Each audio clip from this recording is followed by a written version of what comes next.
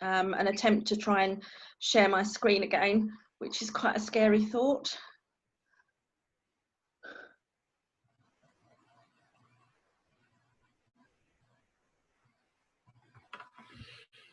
And exactly the same thing has happened again. We've got a message saying that you've started screen sharing. And sometimes there is a bit of a delay. Yeah, but it's done exactly the same thing. I've shared my screen and it's just removed everything from me. Okay, so I'm just gonna see. You can see your slide. Okay, if I do that, does it change the slides? Yes. Fabulous. Okay, I'm going to have to wing it then because I can't actually see the screen. So obviously, thank you everyone for coming. You are here for the Hemel Property Network. Obviously tonight, you know, we have a evening with Ranjan Bhattacharya. He's going to be talking to us about commercial property. Now, the one thing I will say is do make sure you've got your questions ready, pop them into the chat box. And if you've got any burning questions that I can't read properly from the chat box or I just can't verbalise them well, then just unmute yourself and get those questions across to Ranjan and make sure that he can answer everything for you. So just a little bit of housekeeping for this evening. Obviously this event is being recorded, so if you don't want your face on the screen or you don't want your name to come up in chat box, then obviously that's just something to be mindful of. Please keep yourself muted at all times unless you're asking a direct question. It's just to keep the background noise down for everybody. Questions in the chat box, as I said. I've got no planned fire alarms this evening, so should the fire alarm go off, please make your way to your nearest exit. And just so you're aware, Ranjan obviously can't provide you with direct individual advice this evening. He'll just be giving sort of information on a regular general level. So I'm just going to go through for a legal update now. So there's been quite a lot that's been going on, as we know. So we've got electrical safety. We'll talk about that, which has been... Sorry, my screen changed. Electrical safety, the 1st of June. Obviously, this was a little bit of a minefield because the regulation was released. Then we noticed that it had errors in it with regards to the dates. So the government then withdrew the guidance and rewrote it and issued it again, and it was still wrong. So they withdrew it, rewrote it, and issued the old guidance, which was still wrong. So the guidance out there is still wrong, but basically what it's saying, all new tenancies from the 1st of June must have a 5-year electrical safety test. So there's issues at the moment where the fact that this leaves a year of a grey area for HMOs, because this legislation actually supersedes that for HMOs. So what could happen is if you've got an AST and an HMO that needs renewing, but it doesn't need renewing until after the 1st of April next year, but your electrical safety certificate that you've already got runs out before that time, it's a little bit of a grey area. You don't have to have it redone, but anyway. So I'm going to move on to just say that I have done a video for the electrical safety on YouTube. So if anybody wants to have a look at that on YouTube, it's there. Then I'm going to talk about the tenant fee ban. Obviously that came in on the 1st of June 2019, but just to be mindful that that obviously then came into force for the 1st of June this year, affecting all tenancies. So that means regardless of what clauses you've got into your tenancy agreements, if it's got fees in there, then you can no longer use it. The clause just becomes void. Now I'm going to move on to electrical safety inspections, which was a bit of a groundbreaker for us. Now, we were aware of legislation that said that you had to serve a gas safety inspection before a tenant moved into a property to ensure that your Section 21 was valid. This was through legislation brought in with the Deregulation Act in 2015, and there was a case that brought to the county court in 2019, which was Carradon Property versus Monty Schultz, and that basically upheld that and said that if a gas safety certificate had not been served to a tenant before the tenancy started, then an assured short hold tenancy no longer existed. It reverted to an assured, and a Section 21 could not be used. So this basically meant if you had forgotten to give the certificate but had carried out the gas safety, you were unable to evict your tenant unless they'd done something wrong, and you could use a ground 8, section 8, sorry. However, earlier this year, in January, a new case came to the Court of Appeal, which always supersedes the county court. This was Trakella Housing versus Rounceville, and this basically threw out everything that we learnt from Monty Schultz and the Deregulation Act.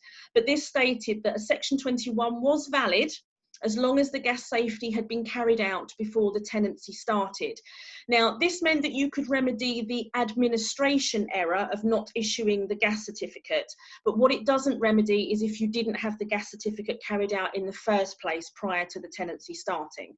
So what you can do is if you've just literally forgotten to give the piece of paper, you can remedy that by giving that just before you serve a Section 21.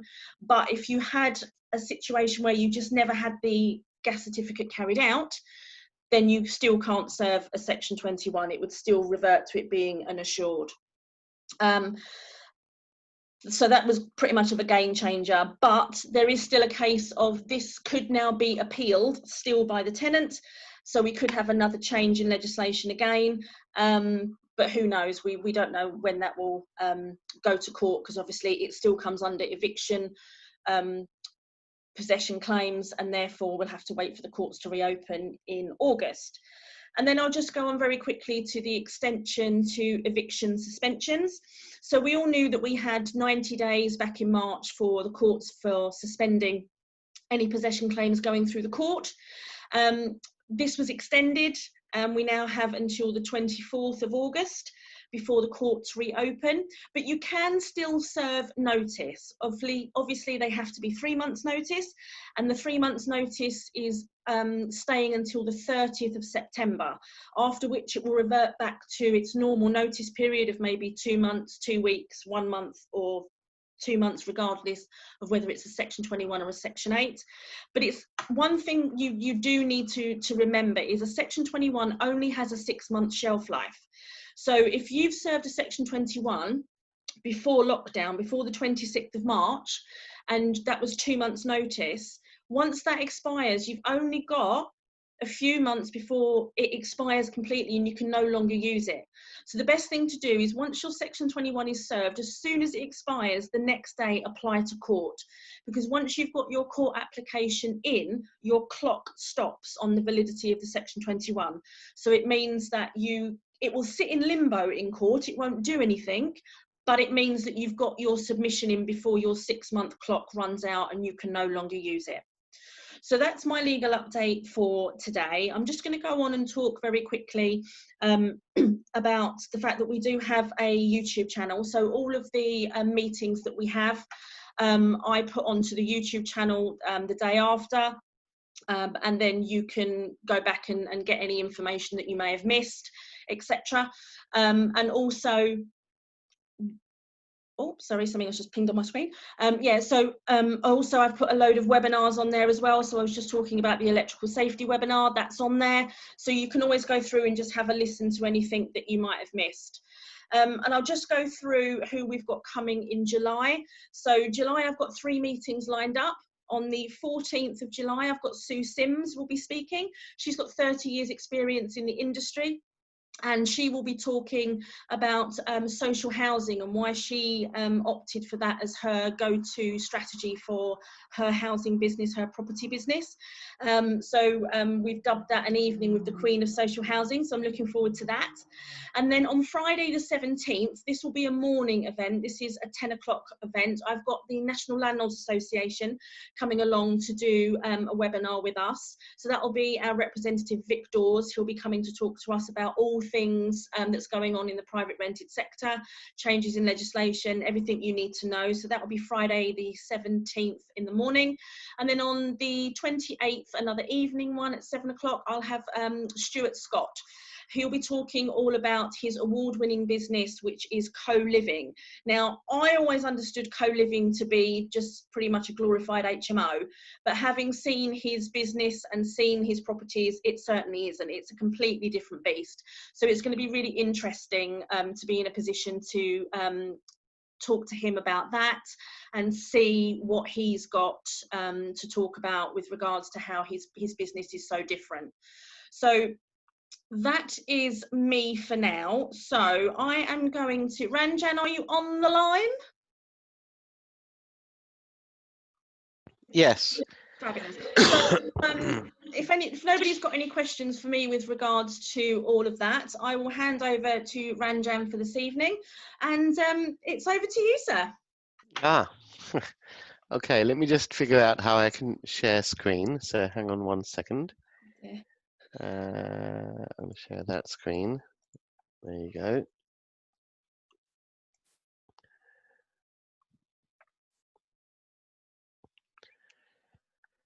Okay, can everyone see what I've got on screen now? Yep. Yes, thumbs thank you. up. Brilliant. Okay, good. So what I'm going to do is I'm going to talk a little bit about commercial property. So I don't know exactly the kind of stuff that you guys want me to cover. So what I'm going to do is I'm going to share a little bit about of an update on commercial property in terms of what's happening right now and how commercial property landscape has changed as a result of COVID-19. And then I'll kind of highlight what I think are the opportunities going forward, given the recession we're going to enter into, and how that's going to hit commercial property in the main, and how there are a whole bunch of opportunities that are going to emerge in commercial property, and what people can do to kind of capitalize on that. But is that what people were expecting to hear, or is there anything else that anyone would want me to cover in the world of commercial property? If anyone wants to speak out, I'll make a couple of notes. So Ranjan, it's Chris Ryder. I was just thinking of Boris's announcement today on planning and how that's impacted commercial. Your views on that would be helpful. Thank you. Okay, that would be useful. I have to admit, I was in meetings all afternoon. I haven't seen his speech. I'm aware of the developments a couple of days ago where they announced up to 2 stories on blocks of flats. Did he say anything more than that? I think it's going to sort of make things easier to move from commercial to sort of residential. He's talking about flats being easier to move shops into offices and others. I haven't seen it all myself, and I think it's still sort of early days, and obviously we don't know what the actual legislation. I would suspect that if Boris is saying it, he is trailing a more detailed proposal that's going to be put out probably just after the recovery budget, which they've said is going to be in October. I've got the extract if you want me to read it out, what he announced today. So I'll just quickly read it. More types of commercial premises having total flexibility to be repurposed through reform of the use classes order. A building used for retail, for instance, would be able to be permanently used as a cafe or office without requiring a planning application and local authority approval. Pubs, libraries, village shops, and other types of uses essential to the lifeblood of communities will not be covered by these flexibilities. Now, here's where it gets a bit interesting. A wider range of commercial buildings will be allowed to change to residential use without the need for a planning application. Builders will no longer need a normal planning application to demolish and rebuild vacant and redundant residential and commercial buildings if they are rebuilt as homes. And then lastly, it says property owners will be able to build additional space above their properties through a fast-track approval process subject to neighbour consultation. Right, okay. That's fantastic. If that happens, that's fantastic. Okay. Okay, I think that's a very current topic. That's absolutely fantastic. If it materializes exactly how they've said, that would be great. The real benefit of the previous permitted development rights that were issued in 2013 were that they were really, were from the point of view of, the planners get in the way, let central government come up with PD rights, which genuinely the local planners have very little grounds to object to. When they announced the detail of the proposal a couple of days ago for a couple of stories above existing black blocks of flats, that came in with a few sort of niggly bits of detail that allowed local planners to put their oar in, namely overlooking a natural light and all that. So the point is that you'd have to get reports from experts to submit with your application. It's not as straightforward, and there's a little bit of subjectivity in terms of what is overlooking and what isn't and all the rest of it. So I was a little bit worried by the planning permission a couple of days ago. The words that Boris said that you read out sounded great. We already had huge rights in terms of repurposing commercial buildings to residential use. Sorry, commercial buildings to other commercial uses. And I think he's just rehashing rights which are already there, quite frankly. But if he's talking about demolishing without planning permission vacant commercial and vacant resi buildings, that's fantastic. If he's talking about converting further space into residential, that is also fantastic. But again, I think the devil will be in the detail, but we're not going to get that until the budget. The direction of travel is great. The government knows, and I want to talk about this in my talk, we've got a massive oversupply of commercial property. And the way to kickstart economies is to make sure real estate is kickstarted. The PD rights that we all know about today, the office to resi conversions and all of that, they were brought about as a result of the 2009 credit crunch crash to stimulate and rebuild the economy. People building stuff creates a massive chain reaction in terms of spending in the economy and a great boost. And there's a massive oversupply of commercial properties. So the direction of travel is great. I hope they don't come with any ifs and buts, and they are free from ifs and buts like the ones that came in after the 2009 crash. The direction of travel is superb. They'll definitely be good at. By the way, we've got plenty of PD as it is. More is going to be even better. So I think whatever improvement on the status quo is absolutely fantastic, because there's a wealth of opportunity as there is. And if there's even more, that's great. Some of the repurposing, as you said, converting to cafes, sounds a bit rehashing of what already exists, in my view, which Boris has been known to do. But it's good news. It's good news. It's good news for anyone interested in commercial property. I'm sorry, I didn't see that today, so I can't really comment beyond that. But I'm sure if I had read it all, my comment would be the same. We've got to read the detail. When the detail comes out, that's when I plow through every word. Because when they phrase it with all PD, what they do is they draft it, and they draft it in a hurry. And they draft it in a way that is often very definite, but definite in a way that creates opportunity. So I'll be reading through that to make sure that to see what exactly you can do and what exactly you can't do.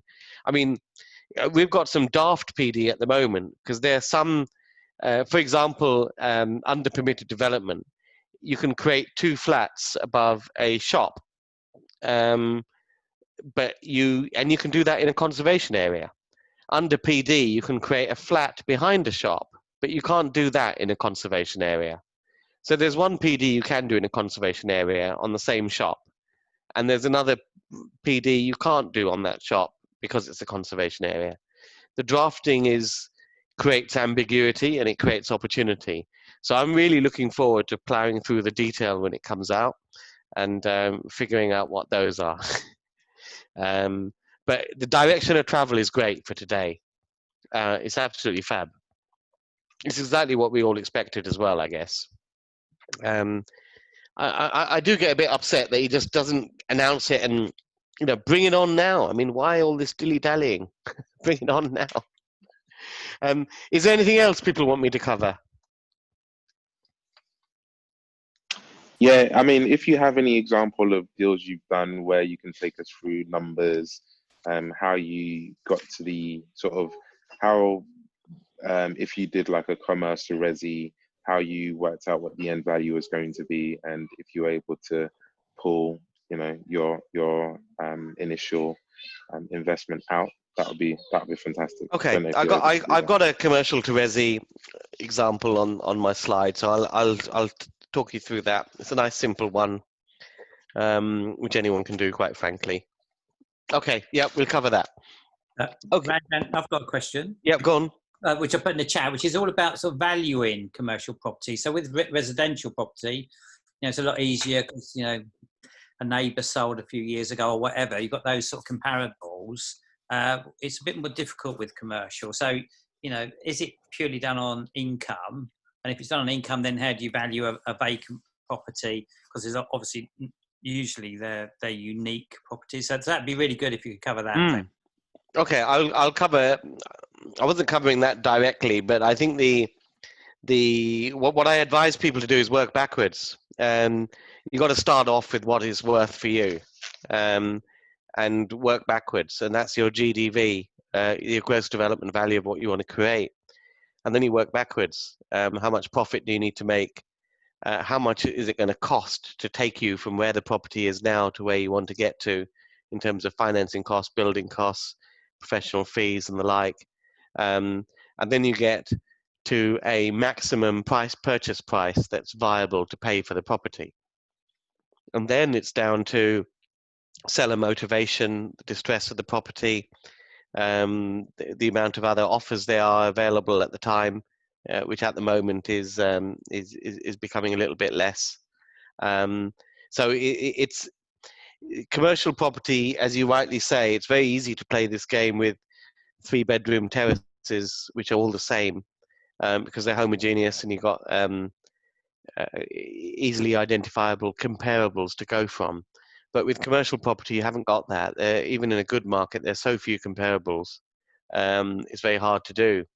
And when you buy a property that's tenanted, like let's say you're buying a commercial property, it's got a tenant in there, you got Domino's pizzas in there, and there's 20 years left on the lease, and they're paying £15,000 a year.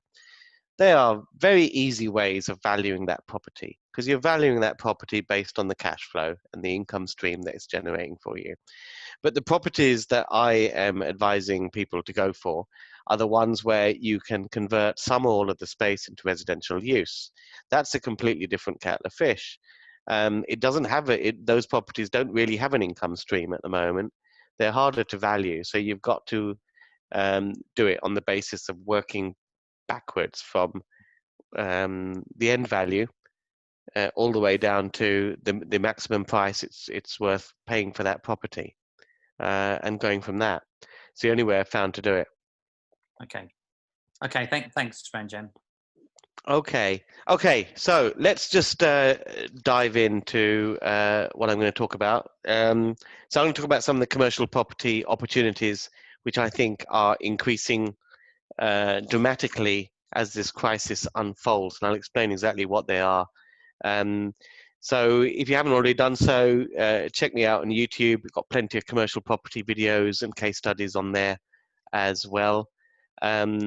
These are some of my tenants. I quite like dealing with these sort of tenants because they're generally easier than the average HMO tenants. I mean, I should say that, I am going to poo-poo residential property, but I will say that 70% of my rent roll comes from residential property. 30% is commercial.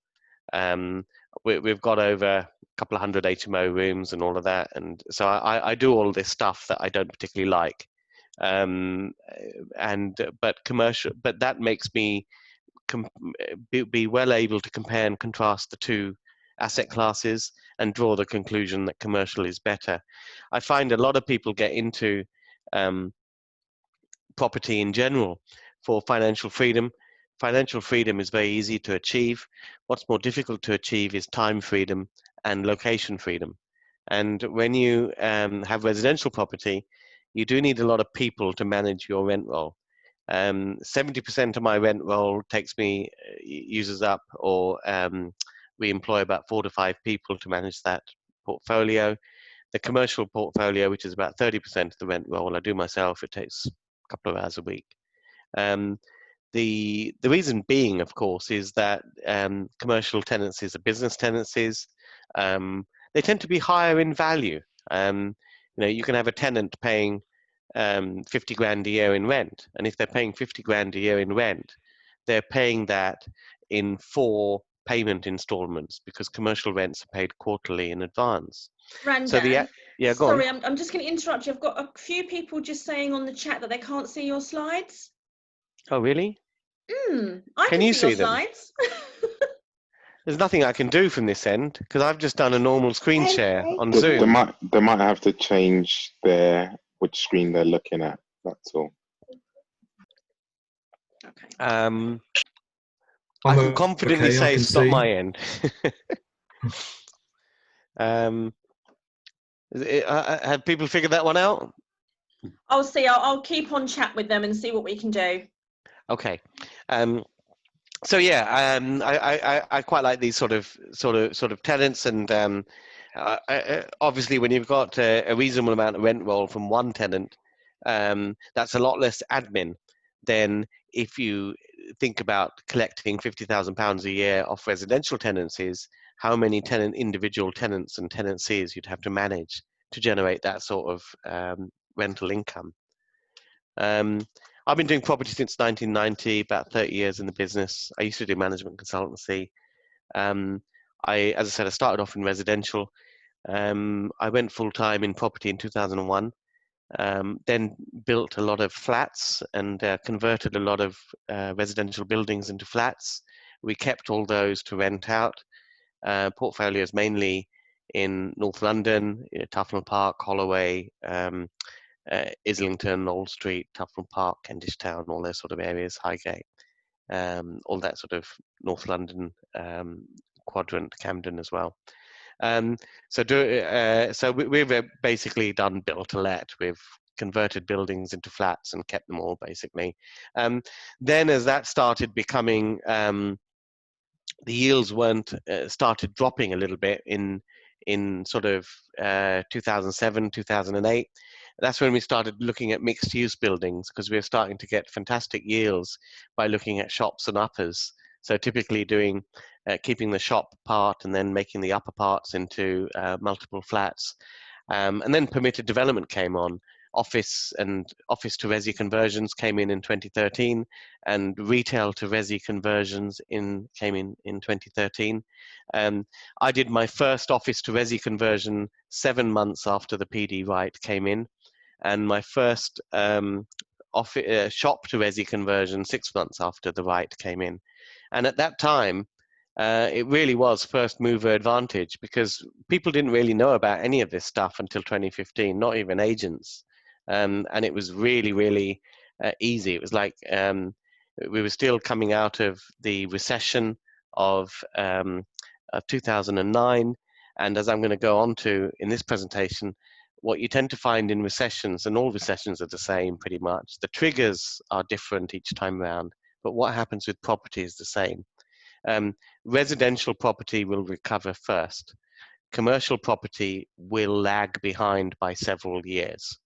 The difference that we have this time around is that we're going to still see that lag, but the government is going to give more and more permitted development rights to allow you to switch commercial space to residential space, which means that you will be able to take commercial space, which will be cheap, plentiful, and in abundance because of the recession, and you'll be able to, some of them you'll be able to repurpose into residential space, which immediately takes that property from a sluggish, slow, many years recovery path to a residential path, which will be much faster to recovery, which is a very, very quick way of realizing a gain without having to wait for the property market to go up. That's the real power of doing this over the next few years. So as I said, I did a little bit of quite a bit of this in the first time round when they all came in 2013. I do a lot of I've done a few office to resi conversions, but recently I've found that some of the office buildings we've bought make better sense to leave as offices. So we've started doing serviced office and co-working buildings. Our first such business centres in St Albans. I speak on these sort of subjects and all that jazz as well. Okay, my contact details are up there if you want to get in touch. I'm on YouTube and LinkedIn, Facebook, Instagram. Just slash Ranjan Property is the way to find me. I got some videos on YouTube which I'm going to talk a little bit about. But I'm not going to actually go into a lot of the content because there's if you're interested, there's a lot more sort of detail if you watch these videos as supplementary information. But I'm going to relate to a case study that we put out on YouTube, which is the No Money Down commercial conversion with Kieran Gill.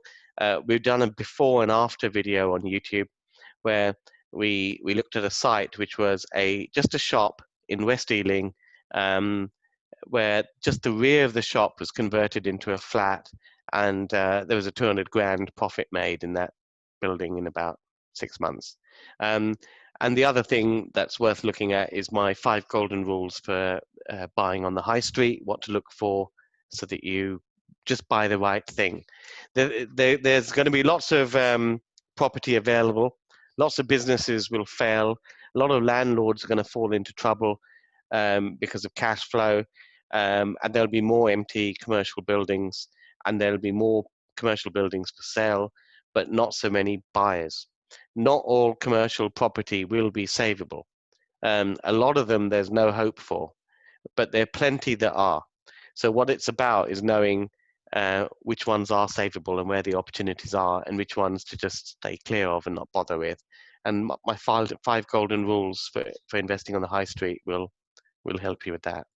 So, and I got some videos on office to resi conversion as well. I think the office to resi conversion is quite interesting because a lot of people see office to resi conversion as some guy that's doing some massive building, multi-million pounds, 150 flats and all of this sort of stuff. But a lot of people don't realize that there are plenty of smaller offices which are goldmine opportunities. Lal picked this building up in Wheathampstead, which he's converted into 3 flats now, and he bought it for £300,000. Now, the interesting thing about this particular project is that this project was offered to me because the agent who was selling it is actually a tenant of mine. So they offered it to me, and I didn't take it up. And the reason I didn't take it up is because for me, at my stage in my property journey, it was too small a project. And this really emphasized, and it was on the market for about 4 months. He's made £300,000 out of this project. Now he got help to buy. He's made them into 3 flats and sold them on. But I didn't take it on. It wasn't worth it wasn't really the sort of project I'd take on in my stage of my journey. And this represents a huge opportunity and also emphasizes the opportunity that exists in the retail arena as well, in that they're large developers, and large developers can't be bothered with the small stuff because they want larger sites, because if you do a project and you know what you're doing, you might as well do 20 units than 3. So as a result, there's a whole bunch of stock at the smaller end that the larger players aren't interested. There's stuff I do that very large players aren't interested because they're interested in much larger stuff than me. So every developer has their own level that they play at in the marketplace, and they don't really want to do something too small. They don't want to do something too big. They're looking for this sort of Goldilocks project for them. So the thing with the smaller commercial units, particularly the shops and uppers and the small offices, is that the larger developers or medium-sized developers aren't interested, and a lot of the residential people don't feel they have the skill set. They don't have the mindset to get involved in commercial. If you've built a loft or put in a few en suites in an HMO conversion, you probably have the skills to do a project like this, but you're not looking out for it, and you're not. Some people just get a bit flustered with the language around commercial property, but a lot of it is very, very similar. So that's a very interesting video which kind of shows what can be done with a relatively small scale office and how that was converted into just 3 flats. So that's worth checking out too. Okay, so what am I going to talk about? Why commercial? Some of the advantages. I'm going to share my sort of key principles, if you like, for looking at commercials, and I'll bung in a few case studies as well. Commercial property. One of the reasons I love commercial property, you know, back in February we had a storm. I don't know whether you remember, people. We had some massive storms, and there was a weekend where it was storming all weekend, and you know, in the office on Monday morning, the usual calls come in on the residential portfolio. This fence has fallen down, and this gutter's fallen down, and all of this sort of flannel going on. I think one guy rang up and said his TV aerial had fallen off, and would we compensate him on a pro rata basis for his TV license? But on the commercial side, it's slightly different. This picture is a sign on a shop front on the Holloway Road, and it had fallen off. And we received this email into the office on Monday morning. I was not sure who to contact. However, the office front has been damaged by the storm. Please see attached pictures. Please let me know what you will be doing regards the damage. Will someone be coming out?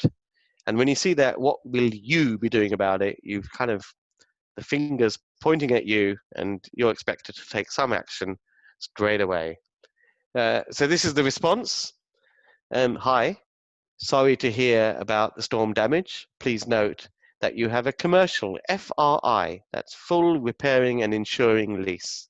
As such, this repair is a matter for you to sort out. Kind regards.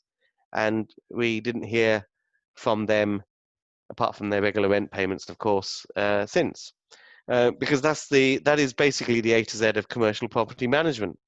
You are renting properties out on full repairing and insuring leases, and commercial tenants don't generally have to sort out their own repairs. And with insurance, yes, you may pay for the insurance and organize it, but they actually cover it. A lot of people have said to me, well, you know, you bought some offices, why didn't you go and convert them to residential? Well, in some of these areas, the demand for offices was huge.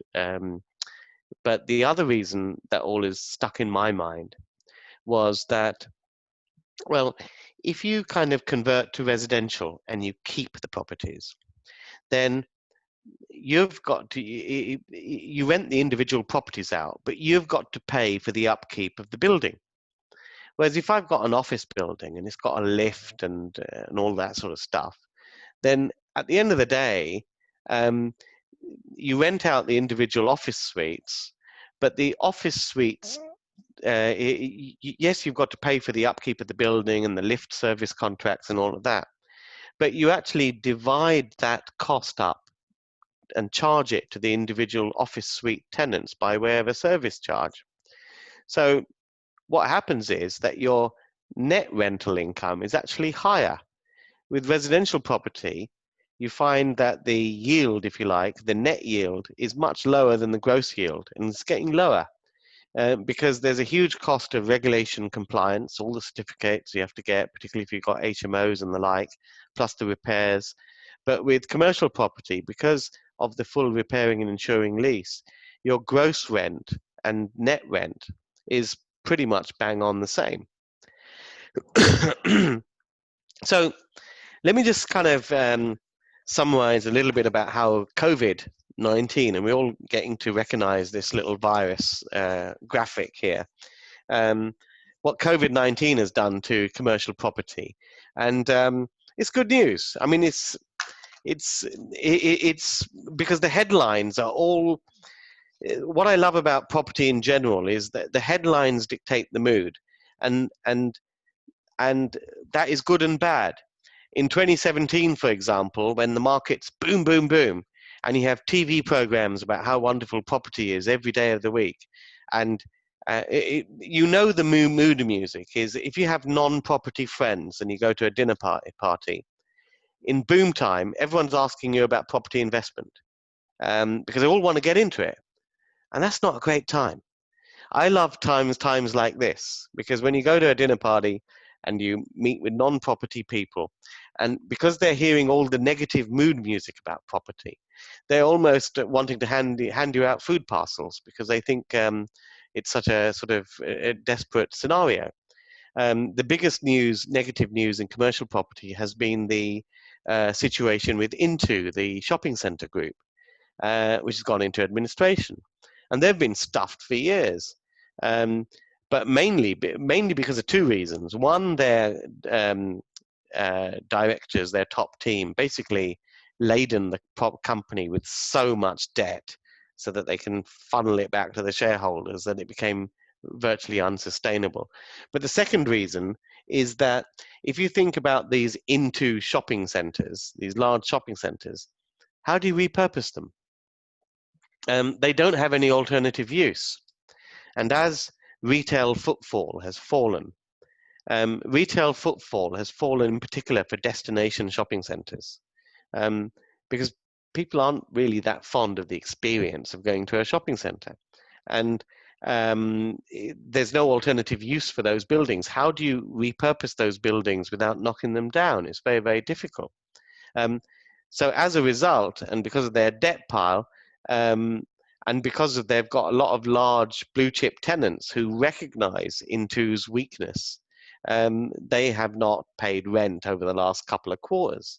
And obviously that sent them into a little bit of a tailspin.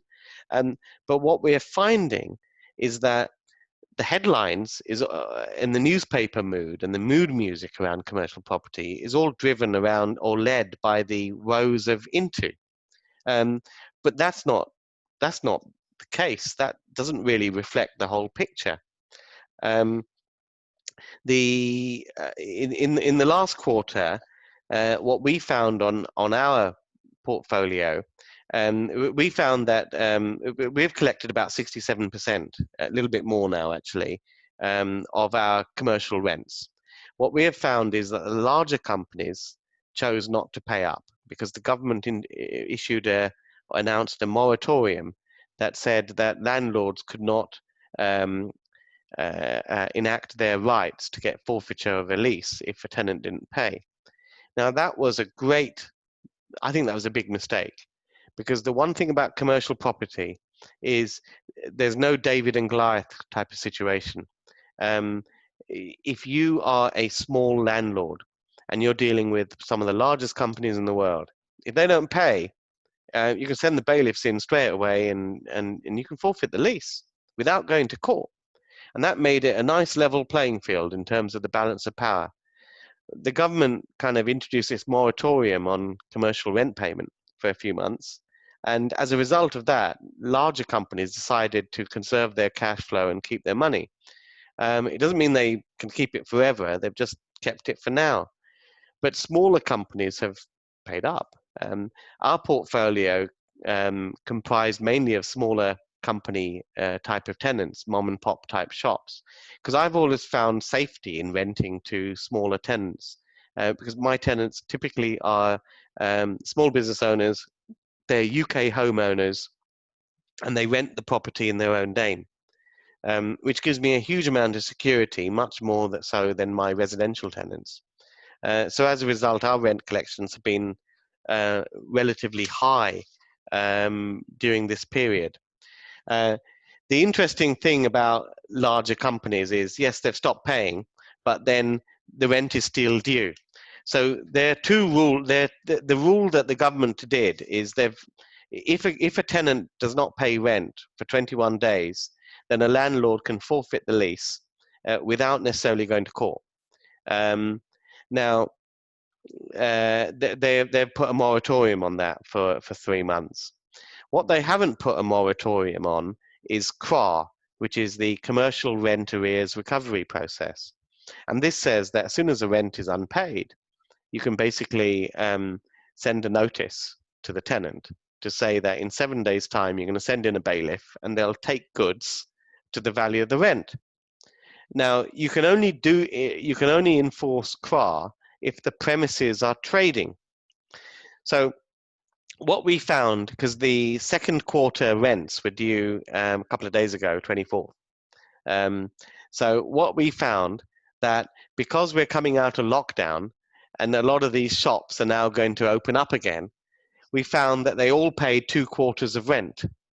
You know, during this moratorium time, they're all giving their sob stories and all of that. But we've had 2 quarters rents from people like Coral, Costa, Boots. Boots didn't pay, and they've been open all this time. You know, but anyway, a lot of these big guys have just paid now because they know that if the minute they start opening up and trading normally, that landlords will implement QA to get their money. So it's all been a little bit of a game this last couple of months, but some landlords have not had healthy cash flow and have fallen into a little bit of trouble. But let me just go on to talk about some of this recession type stuff that's going to happen. It's big. Because what we've had is a cliff edge halt to the economy. It's 20% minimum. And just to put this into some perspective, in the 2009 credit crunch, there was a 6% drop in GDP. In the early 1990s, it was only 2 to 3%. And in the 1930s, it was 8%. What we're seeing is 20% plus now. So the period we're going into is quite big. True that there are going to be more measures to help recover from this than there have been in previous recessions, but this is a massive, massive drop. What tends to happen is that what we're going to see is we're going to see a couple of things. We're going to see commercial properties, the values are going to go down dramatically, particularly for empty units, because it will not be obvious how they can be repurposed. I'm not sure. Now, I know Boris has talked about repurposing commercial units to things like cafes. I'm really not convinced in the short term, in the medium term, how many people are interested in that sort of repurposing, what the appetite is for opening up those sort of businesses. But where there will be plenty of appetite is the conversion to residential use. But what usually happens is that when these PD rights come out, people don't exactly know how to implement them.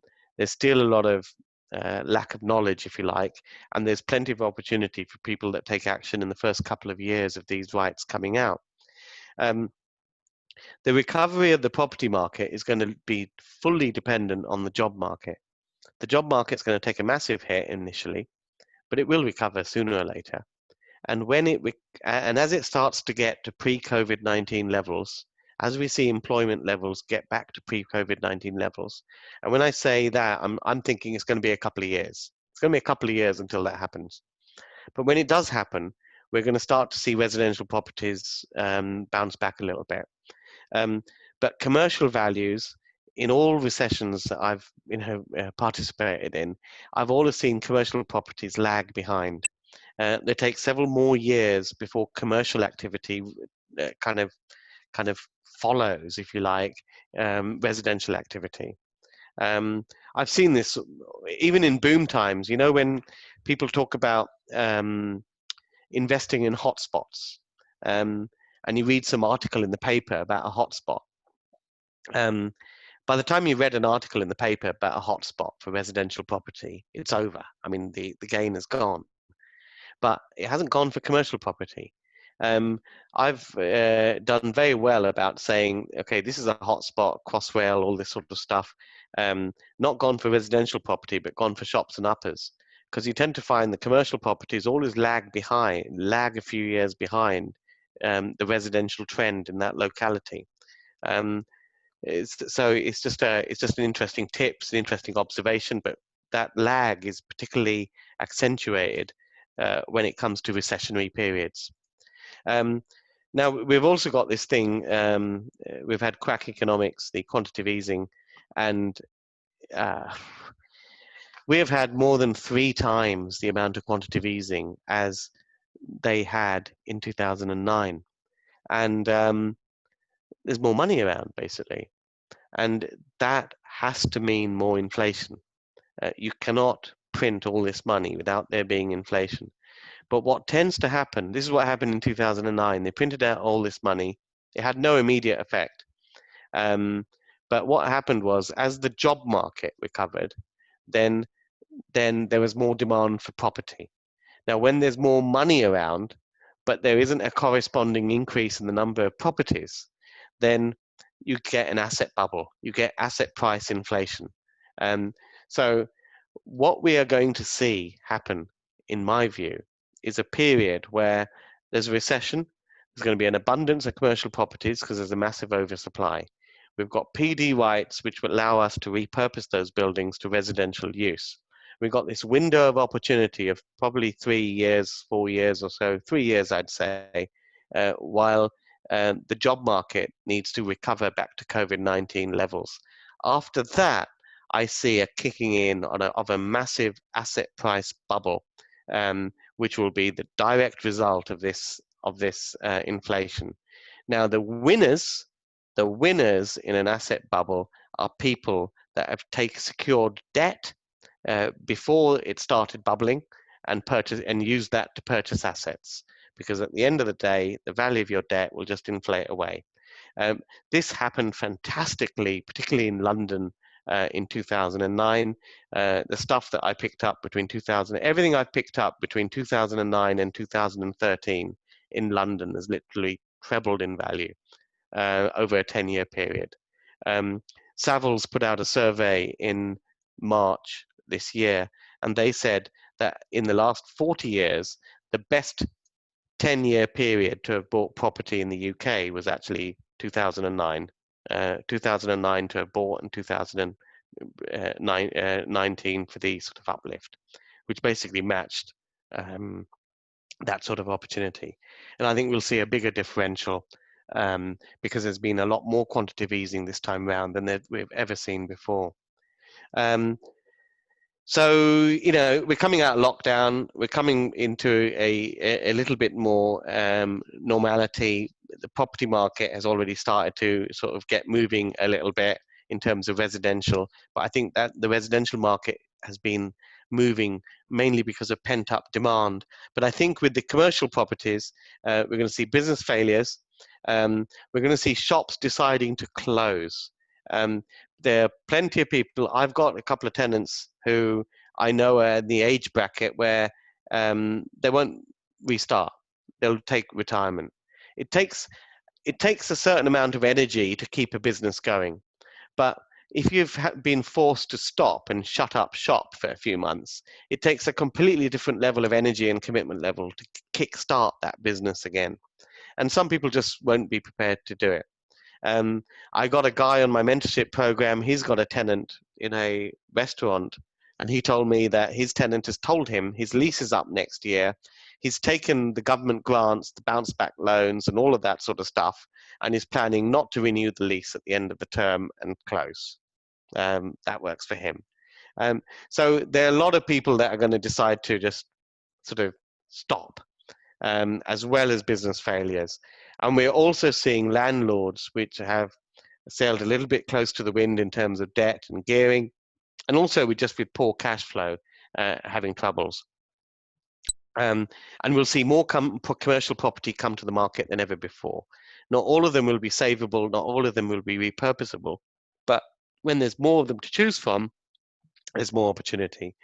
And if you look on any of the commercial property portals over the last 2 weeks, you'll see more properties, many more properties were on sale, have come on sale in the last 2 weeks than they were in the 3 or 4 weeks before shutdown in terms of commercial space. It's already beginning to happen. Coupled with that, we're not only going to see more commercial properties available, but we're going to see more development rights. The amount of permitted development rights that exist today are huge. People still don't know how to combine them and use them effectively. I still have people saying to me that you can't do what I say can be done. And I can't be bothered to argue. I've done it. It's done. It's built. It's got all the certificates, everything. It's done. The people still do not understand how the various PD rights can be combined, what the loopholes are, what you can do where people think you can't do, and all of that. So, and to hear that there's more PD coming on is just music to our ears. Now we know that this PD opportunity, we know why they're doing it. They have got to stimulate this economy. And if Boris wants to win an election, he doesn't really care about us. But what he does care about is winning the election. And you'll win the election if the economy is great. And for the UK economy to be great, property needs to be great. So he's got to get property going in a big way. Big developers, I think what this government have realized is big developers are part of the picture. Yes, you can build in greenfield sites and everything like that, but repurposing these little sites is good all round for encouraging the smaller economy as well. Now, the lending situation is going to be a little more challenging for certain types of projects, but the counter to that is to remember that what it's about now is about using creative financing techniques. Now, what you tend to find is all the stuff, any creative financing technique, was born in the world of commercial property and was taken from commercial property and tried to be shoehorned into residential. Commercial property vendors are far more business aware and used to business agreements. And the simplest form, like I've got a guy on my mastermind program, he was telling me about he's done direct to vendor marketing that we teach. He's doing a deal with this carpet shop guy. So simple deal. The guy responded to his letter. He owns a carpet shop and wants to retire. The carpet shop is on the ground floor, and it has 2 floors of storage space above. So the deal is he's going to secure this property on an option agreement. He's going to get the option agreement that secures the site, and he's actually paid this guy a little bit more for the site than he thought he would get. What he's going to do now, he's going to apply and secure his permitted development rights, because he knows, because you have to know what sites are suitable for this, but he knows that on that site you can get permitted development to put 2 flats on the upper floors, and you can make the rear of the premises into a flat under a different PD right. So you can apply 2 PD rights on the same premises. So you can make a total of 3 flats. So he's putting in those applications. He's secured the site on an option. He's getting those PD rights in place. Once he's got those PD rights in place from the council, he's going to exercise his option to buy the property. But having the PD rights written in paper from the council mean that he can get financing on it. And he can get financing on it on the uplifted value of the property, meaning that he doesn't have to put too much into it to actually do the deal. The vendor is willing to do that sort of, in a hot market, the vendor's not interested in those sort of creative finance, delayed completions, lease options, vendor financing arrangements, seller financing, but they're not interested because in a hot market, they've got plenty of offers. So why are they going to listen to you? In a slow market, when there ain't any other offers in town, they will listen to a creative financing, offer, and if it's put well, and if it's a win-win for them as well, they'll listen. And because they are already business people, they know about it. When you try to pitch a lease option or something to a normal homeowner, they haven't got a clue what you're talking about. But business owners tend to know. So although it'll be harder to get traditional finance without a good deposit, it will be far easier to implement creative financing strategies and creative purchasing strategies, simply because it's a slow market, the vendors are commercially aware, and they don't have any other offers to go for. And generally, if you can offer them nearer to what they want, because many people are offering cash and they're just chipping them down so low, it's insulting. But when you do this sort of structure and offer in a creative way, you can often offer them nearer to what they want. So it's a win-win for everybody. Oh, that's what I put on this slide. Yeah, so we're playing around with a lot more of these subject to offers, where you basically offer the vendor a price for the property, which is nearer to what they want, and you string out the actual completion time, so that in that time you have the opportunity to uplift the value, so that you can kind of sort of complete on the project. I got another guy on my mastermind program who's bought this commercial property. It was I can't remember what it was. It was one of these convenience stores, and the space above was storage in Oxford somewhere. But anyway, what he did is he got his because the storage space above the shop wasn't being used. The shop carried on trading, if you like. So he took control over the top 2 floors, used his PD rights to convert those into 2 flats. He secured the property on a delayed completion. So he exchanged contracts with a view to complete in 6 months' time. So he's exchanged contracts. He's implemented his PD rights to make the top 2 floors. He's actually done the works, and is now in the process of getting the completion done on the purchase. But the completion is based on the value of the property, having a shop and now 2 flats above. So then that just puts a completely different financing perspective if you can think creatively. And creative financing and creative deals work best with commercial vendors every time. What was I going to say about this? Yes. So what I found, I'm really looking forward to the next few years. We're doing a lot more of this sort of stuff personally as well. The best deals I've ever done have been in recessions. I can't, the deals that I've done in the recession times, I haven't been able to top in boom times, because there's just the uplift that you can make is so much more. I don't like making money because of a rising market, because it's uncertain and you don't know who's responsible for that gain.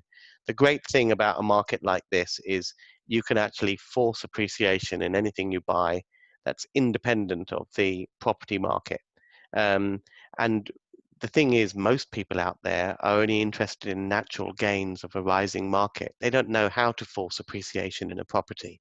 So when you deal in a market that's flat or falling or not doing much, there's a lot of fun you can have, because your competition just decreases dramatically.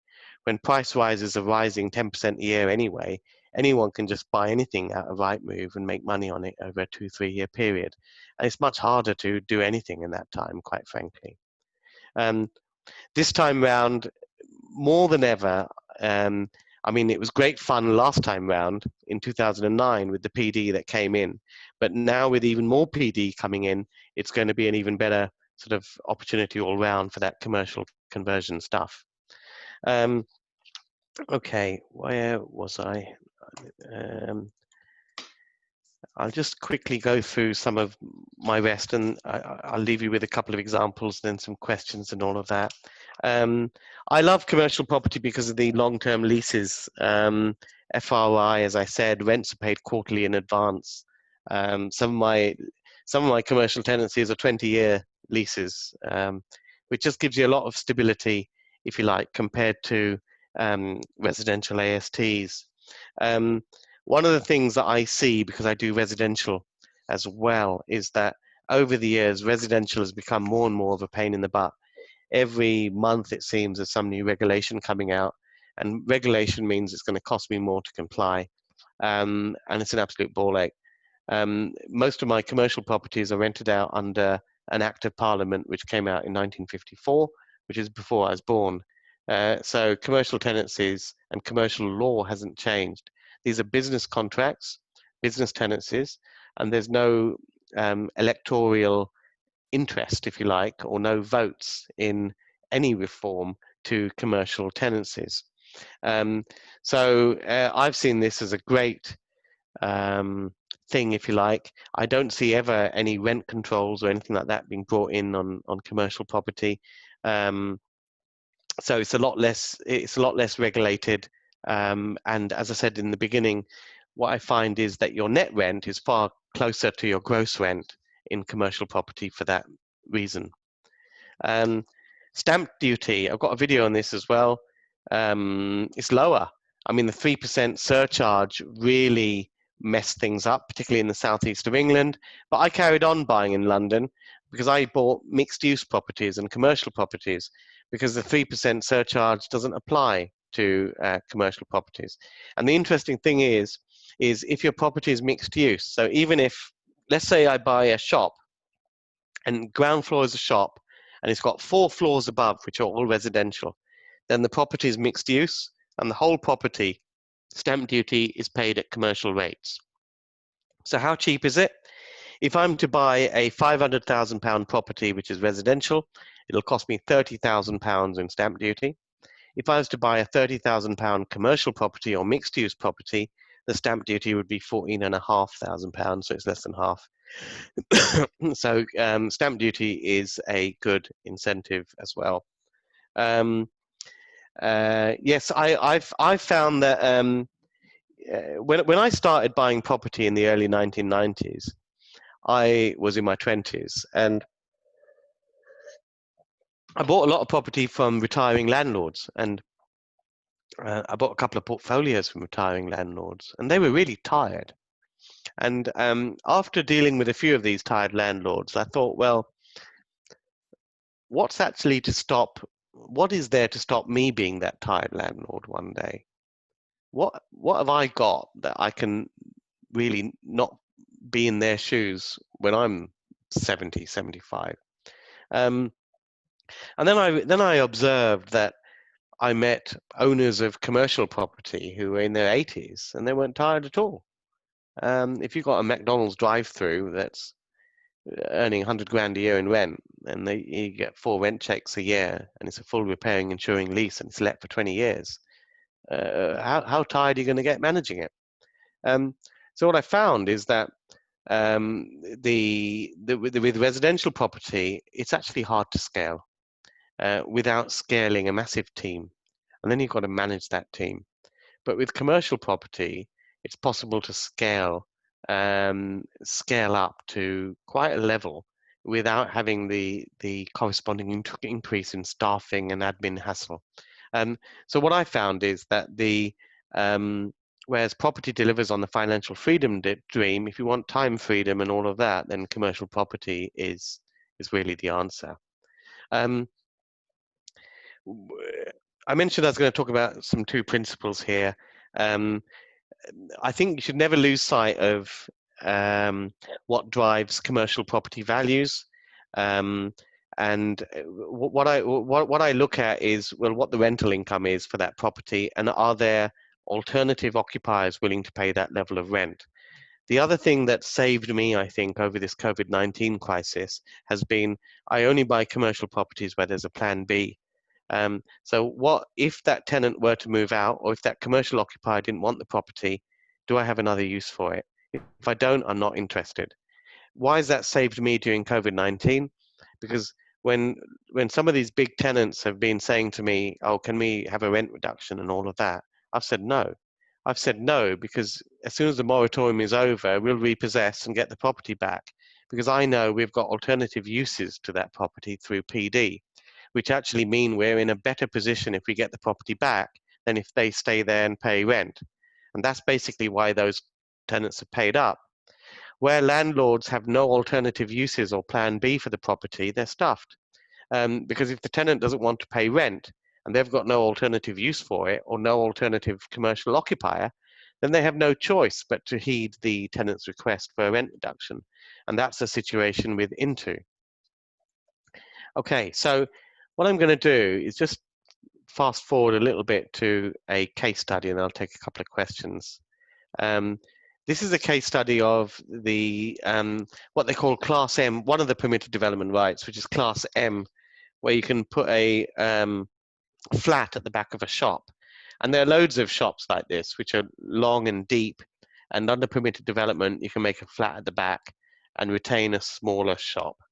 The reason this works so well is that commercial property is valued based on a zoning system. So the front of the shop, the first third of the shop as you come in from the street is what they call Zone A. And that commands the highest rent. And as you go to the middle third of the shop, the rents are half of Zone A, and the back of the shop, it's half of Zone B. So the space further back you go in a shop, it becomes worth less and less and less. With residential property, though, it doesn't matter.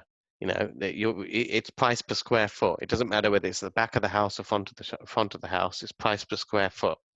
And the other thing is, residential rents per square foot are roughly the same as Zone A commercial rents per square foot in any area. So when you take a shop and you convert the rear to a flat and you retain a shop at the front, what you end up doing is nearly trebling the rent roll, because you make the entire floor space of the shop command the equivalent of Zone A rents, which is very, very powerful indeed. I've got a case study on this on the YouTube channel, and this is Kieran's deal in West Ealing. She bought a property for £240,000. So it was a ground floor shop, and the rear and the upper floors had already been sold off on long leases. So using Class M permitted development rights, she converted the rear into a flat.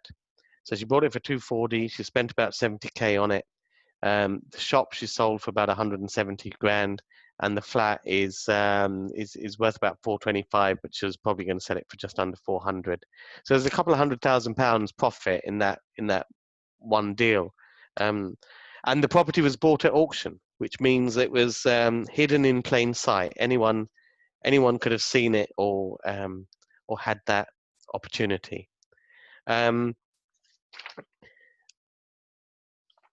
So what I'll do, I've got a bit more, but I wanted to take some questions. I was going to do some other case studies, but I'll take some questions. I'll end with my favorite guy, Warren Buffett, who says, be fearful when others are greedy, and be greedy when others are fearful. A lot of people will be heading away from commercial property, which means it's exactly the time to head to it, but head to it selectively with knowledge and with skill, really. To figure out what's best to do and how to use these PD rights that are available. Okay, any questions?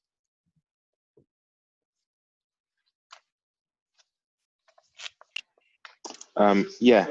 So if you on a commercial property, for example, in that last case study you did, if you kept the commercial property and you found a tenant, for example, a nursery or something like that, how do you work out what the valuation would be based on the rent roll? You mean the end valuation of the property? Yeah, correct. Yeah. Well, it depends on the rent roll. So it's roughly about 6-ish%, because when you're converting these sort of buildings, I mean in a southeastern area, in a northern area it'll be a little bit higher. But the key thing is to rent the thing out first. Generally, you'll get a good valuation. The reason why is that when you make these smaller shops, they're more appealing to more people to start businesses because the rent is low. The rent is low in absolute terms, but it's high per square foot. It's like what I call, when you buy Coca-Cola, it's cheap. The cheapest is in the 3-litre bottle. The most expensive is in the little cans you get on the airline per milliliter. It's the same with space. It's a lower rent in absolute terms, but per square foot is quite high. So with Kieran's shop, for example, that's renting for about £15,000 was the rent that was quoted on it. And because of that, it's one of the cheapest shops in the street, because all the rest of the shops are much bigger. So you would have to be a bigger business or take more risk, if you like, to open up in a shop down the street, which is more expensive. So these small shops become very, very attractive, particularly in a recession, to people wanting to start businesses. I've never failed to rent one of these shops that I've cut up in a recession. They just go very, very easily because there are so many people that get put out of work that want to start a business, and they're looking for a way of doing that with a low entry cost. So get the property rented out first, and then it's much easier to value based on a yield basis. Thank you. What Kieran did with that deal is she's doing it with a JV partner, and their strategy is to sell both units on. So she found plenty of buyers for that, because what she's done is she's created a lease for the flat behind, and she's kept the shop is being sold on the freehold. And there's so many businesses that want to buy that because the director wants to shove it in their pension and rent it to the trading business. So the buyer market is just phenomenal for those sort of things from owner-occupier businesses. Excellent. I'll just wait. I've got a few more questions, but I'll just see if anyone else has questions before I ramble on. I've got a question, if I can ask one, please. Yeah, go on. Yeah, hi, yeah. My name's Adam. So just before lockdown, I was in the process of buying a large office block, which was currently used as serviced offices. It was in Leeds. And so basically the building was quite big. From basically you could rent an office which had like one desk in it, all the way up to kind of a bigger office within the same building, which you might get a small call centre in for maybe 40 desks. How big was the building? It was 15,000 square feet. Oh, it's a big building, yeah.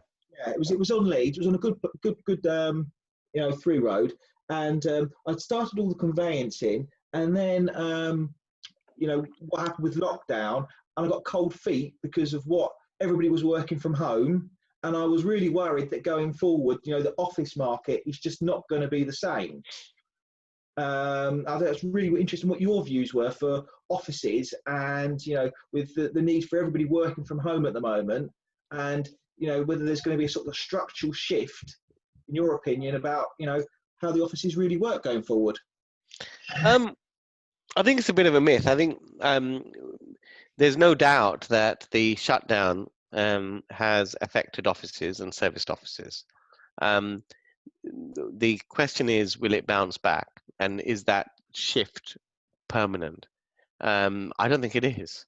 The minute lockdown, the easing restrictions were announced, our inquiry rate at our serviced office centre just has gone up. I mean, dramatically. We during lockdown we weren't getting anything. Now we're getting 5 or 6 inquiries a day. Working from home is not a possibility for everybody, because I mean, I've been developing properties for 20 years, and I haven't actually built anything that has a spare room or a dining room, or most of the time you have an open plan kitchen lounge. So you got a lot of people under 40. They've got an open plan kitchen lounge, open plan living. They haven't got a dining room that they can put a laptop in. They haven't got a spare bedroom. So a couple of toddlers milling around. How do you do stuff? It just doesn't work. So I'm finding we have a lot of people taking one desk. They live in St Albans. They take one desk. simply because the home environment just doesn't work. There is the water cooler chit chat. There is there's the business that's done. I mean, there are a lot of people in our business center that do business with each other. People miss that social aspect. So I think as soon as that starts the lockdown eases, there are all sorts of reasons why people will want to work in an office. What effect will it have is it will have a beneficial effect on regional offices. What we're already seeing is that what some companies are quite keen to do is get out of London. And they are saying to people, we have had people approach us for co-working desks where their company is actually paying it. So the company has said, you work from home. They may live in a 2-bedroom flat or somewhere with no spare space, but their company are paying for them to have a co-working desk in our business center because it's just walking distance from their place. So I see that trend increasing dramatically as companies get out of. I don't know how this would transcend in the regions like Leeds, but certainly in London, there are companies getting out of London and just moving further. Letting their staff work out of serviced offices. The other interesting trend I'm seeing among larger companies is they're having a headquartered building, which might be in London, but their regional offices are all in serviced offices, which is an interesting trend. So I don't think it's going to be death of the office, because I don't think everyone can work from home. People want it, the social interaction and all the rest of it. I don't think home working is all what it's cracked up to be, and I don't think everyone's able to do it. And I really doubt whether the productivity is as high with Phil and Holly in the background. Okay, thanks very much.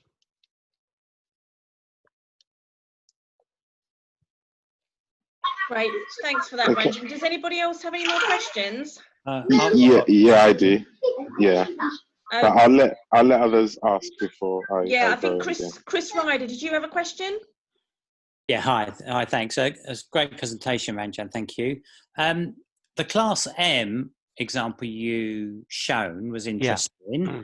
How would you suggest people find those sorts of opportunities? So, shops, obviously quite a deep shop with Class M classification. Well, it's everything really. I mean, we look at auctions, we look at the direct to vendor, and also commercial agents. The beauty of this sort of stuff is that you can't. These sort of opportunities are not handed on a plate. You have to fish for them. Kieran's example, for example, was in an auction. The tenant in the building, she bought it with vacant possession, but they were moving out, and I actually met the tenants. Those people were a small firm of commercial surveyors. They knew about permitted development. They knew about it all from a technical point of view, but hadn't quite joined the entrepreneurial dots. So that's the wonderful thing. The wonderful thing is there is no website that you can go to. You won't find them listed on portals as Class M opportunities. You have to go and fish for them, because there is so little knowledge on the PD rights and how to combine them and how to get the best out of them. People assume conservation areas, you can't do anything. Well, can't do some things, but you can do other things. So sometimes people give them a wide berth when they perhaps shouldn't. There are all sorts of nuances. So look everywhere, but you won't see these opportunities advertised. If you see them advertised as PD opportunities, then they're going for too much. Okay, thanks. So. Okay, Dami, do you want to come in with your next question? Yeah, thanks again, Ranjan. Really, really insightful stuff this evening. So thank you. So you mentioned creative, sort of structuring the deals creatively. So Yeah. you talk. So when you talk about using a purchase a purchase lease option, for example, you would agree the option with the vendor. And then you also tagged on an EDC. So do you use the EDC to delay it as much as possible in order for you to develop the property in between that time the EDC is available for, so that you can pull your money back before that EDC ends, and in effect Sorry, you've done the no what do you money mean by an down? EDC? Oh, so exchange of delayed completion. Oh, I Sorry. see. Right. Okay. Yeah. Yeah. It really depends. I'm not really looking at a lot of this. You can't really discuss without knowing what the vendor situation is. It depends what the vendor situation is.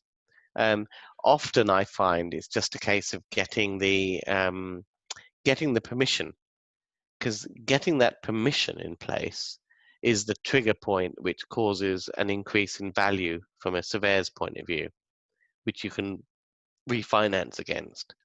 Because I find that most often it's just too much hassle to do the works while either they're in situ or they own the property. Done it in a couple of situations, but it's vendor specific. A lot of the vendors we deal with, the vendors are in situ in the property. Sometimes they're tenanted and they can't agree with the tenant because if a tenant is owning the whole property, if a tenant is renting the whole property, they're hardly going to hand back a little bit of it so that you can develop it. So I tend to work on getting the permission. I found it easier. I've known a couple of circumstances where people have developed it fully. I've done it a couple of times, but that happens very rarely. It just happens when typically the property is empty, and the vendor is just okay with that. But I found it much easier just to secure the PD, because securing the PD is the prize. That gets you the uplift on which you can revalue and purchase. Okay. So once you've kind of agreed an option with the vendor, you go for planning or the PD, and then once you've got that PD, you're able to apply for finance. Yeah. Okay. Interesting. Yeah. I mean, sometimes you do it as a lease option. It depends on whether there's a reason to pay them rent. When we're doing planning permission type situations, one of the issues, well, it's not an issue at the moment because there's no business rates on smaller properties, but where the tenant is paying where the owner is paying business rates, for example, they're saying, well, okay, I'm giving you a year option, but who's carrying the cost of keeping it empty? So then we agree a lease where we compensate basically for the costs of keeping it empty and carrying the property while we're flapping around getting all the permissions. Sure. And do you pay that on a monthly basis, or do you pay that at the end when everything's It's usually on a monthly basis to keep them happy, because it's a lease. Yeah. People like to see a little money coming in. Sure. But with all of this stuff, the key thing I need to emphasize is that I got the generic bullets of these strategies, but each one is different. Each one is individually negotiated based on the needs and the requirements, the win-win scenario of that particular deal. There isn't a template as such. So it really, really depends on what they want. And that's what you got to listen to. And that's basically it. So when you say, because the way you're framing the questions, it's as though you're expecting me to say, yeah, we do it like this. We kind of listen, we work out what the opportunity is on that deal, and obviously we want to maximize that, but we want to incentivize the vendor to work with us and do it in our time frame. Okay.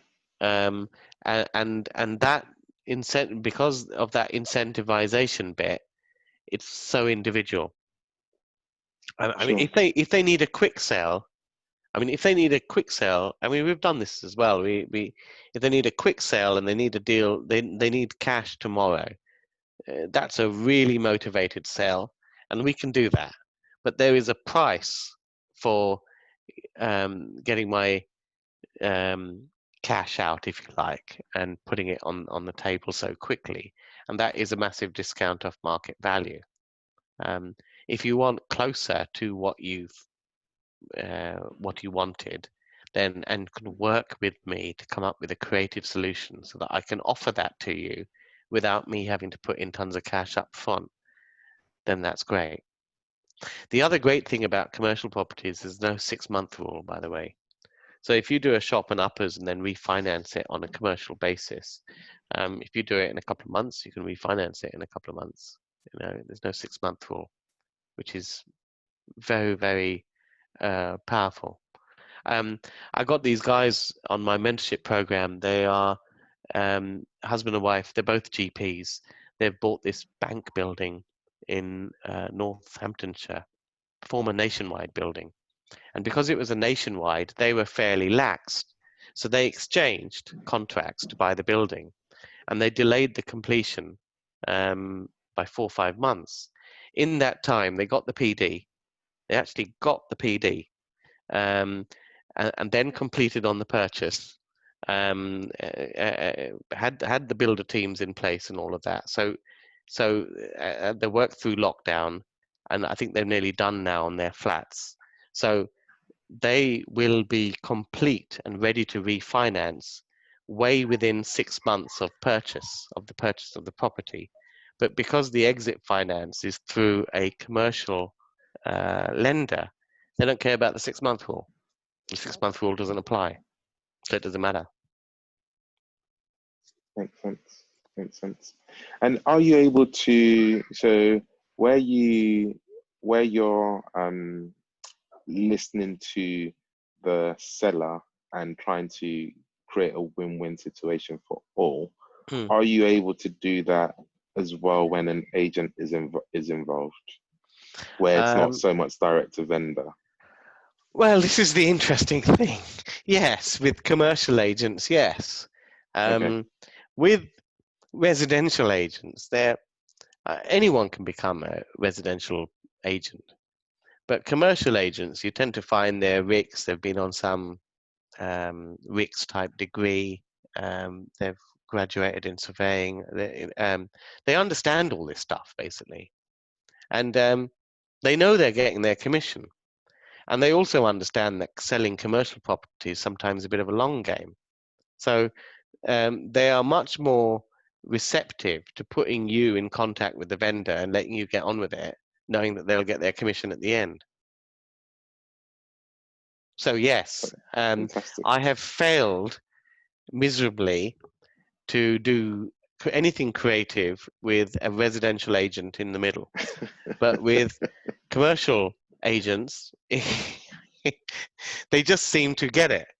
They don't look at you with blank faces if you actually mention what you want to do. They understand it, because this is all this language that we talk about came from commercial property, so of course they understand it. Makes sense. Makes a lot And the of commercial sense. lawyers understand it as well. My guy that I was telling about with the carpet shop, when he pitched him the sort of option type arrangements, he had already, the reason he'd responded to his direct to vendor letter is because he was already he'd already planned a sort of management buyout type deal with the manager of the carpet shop, which involved him getting some financing and a staged completion so that they can buy it over several years and all of this sort of stuff. But that fell down because the manager of the carpet shop couldn't raise the finance. My point is that when he responded to this direct-to-vendor letter, he had already come out of a collapsed creative purchase kind of deal arrangement, Sure. which he had conceived and worked out with his carpet shop manager. Does that make sense? Yeah, it does. It Yeah. does. So when you talk to them, yeah, they're just differently minded. They're business owners. Excellent. No, thank you. Thank you. It's good, really good insight. I've got a quick question on options, Ranjan. Yes. Do you just try and agree the sort of longest option you can, i.e. maybe 2 years, even if you think you sort of only need 6 months to a year? You know, do you always just try and get the longest you can because it's sort of in your interest? It's not actually. I tend to agree the shortest option I can reasonably get the job done in, with a bit of contingency. The reason for that is that vendors don't like it, and particularly if there's a lease in place, why bother? The thing is, you see, I think what you're thinking about is, there are plenty of people on YouTube who talk about lease options in residential, and they talk about 7 years or 5 years or whatever, because they've got no plan to increase the value of that site. All they're looking for is natural capital appreciation. If it happens, they'll exercise the option. If it doesn't, they'll walk away. Whereas what I do is about having a clear, definite plan to increase the value of that site based on my own actions, irrespective of what the market's doing. So once I've increased the value, why would I want to delay it? If I have implemented my PD rights or got PD, why do I want to delay it? I want to get on with it. Get on with it, get the deal done, get it refinanced, get your money out, or as much as you can out, and go on to the next one. You want to make that cycle as quick as you can, because in this recession, I think we've got 3 years to make hay when the sun shines, and the people that will do well are people that can do deals quickly, in and out, refinanced, onto the next one, and do as many as you can while the sun shines.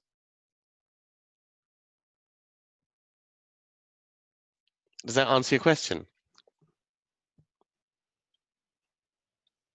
You've scared them off, Ranjan. It makes sense. It makes sense. Okay, I've got another question just come through on the chat, and it's about commercial opportunities that don't involve office to resi. I.e., what do you think about warehouses and other types of commercial property? Oh, you mean warehouses, industrial and stuff? Yeah, was a good thing. They've put they haven't extended those rights. So we'll have to wait and see whether Boris is going to change that. But at the moment, if you want to convert a B8 warehouse or something into residential, you've got to complete it by September this year or something, which is impossible because the PD comes to an end. So offices and shops and uppers are the opportunity for the moment. But as I said, who knows what's coming further down the line.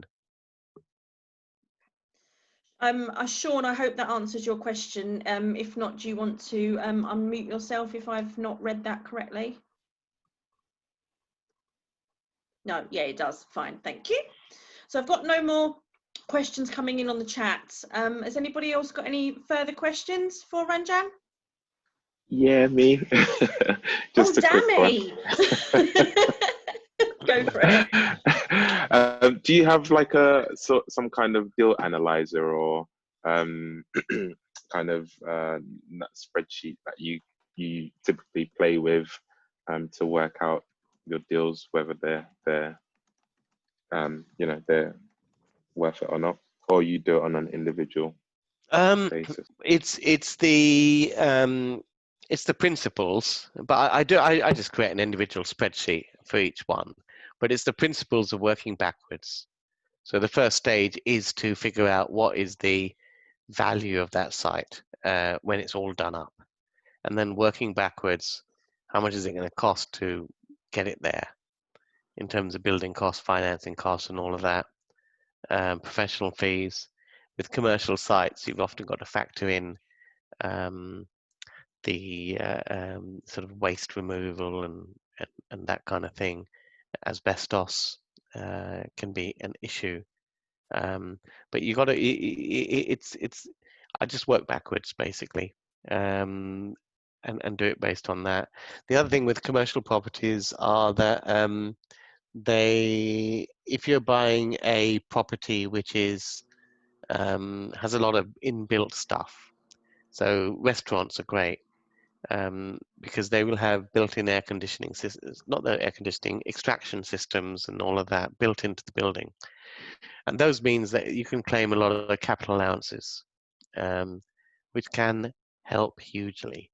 There are lots of little nuances like that. Like if you buy a building from a charity, for example, they will not have claimed capital allowances because charities can't. So you get and you can claim those capital allowances. I've got someone in my group who's bought a £300,000 building, and he's claimed £75,000 worth of capital allowances because it's from a charity, and they were able to claim the charity's unclaimed capital allowances, which reduces the buying costs considerably.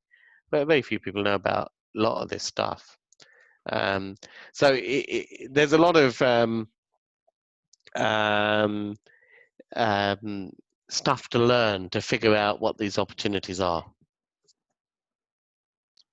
Okay, great. I think even with asbestos, you can claim some kind of capital allowance or some kind of a rebate on that, can't you, as well?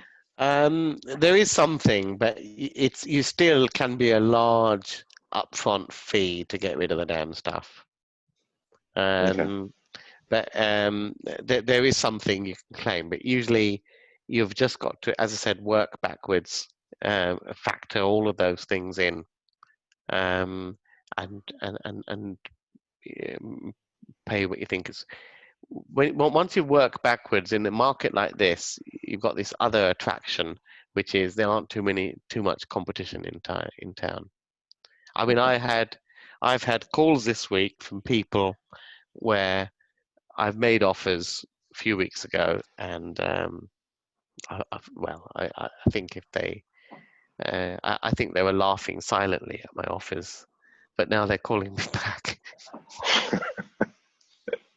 And of course, you're offering less now. Well, we're in talks, shall we say? We're in talks. Excellent. That's a good position to be in, I guess. Fab, do you have any more questions, Dami? I think I'll let you go, Julie. No, this has been really insightful. Thank you so much. Thank you. That's brilliant. Been a really good session. Thank you. Has anybody else got any further questions before we bring the meeting to a close? No, I think everyone's said what they need to say. Right, in that case then, I will thank you so much, Ranjan, for this evening. I really appreciate you giving up your time to speak to us this evening. Especially from the bridge there of the Starship Enterprise. I really appreciate that. Oh, yes, yes. I love virtual backgrounds. Yes, absolutely. So that's great. So thank you so much again, and thank you everyone for joining. Like I said before, this is being recorded, so it will be available on YouTube in a couple of days' time. But as you all know, I'm not very technical, so it may be the beginning of next week. All right. Great. And anyone that wants to get in touch with Ranjan, just let me know and I can put you directly in touch if you haven't managed to get all the details from his screens earlier. All right. Thank you so much, everybody. And again, thank you very much, Ranjan. Thank you. Bye for now.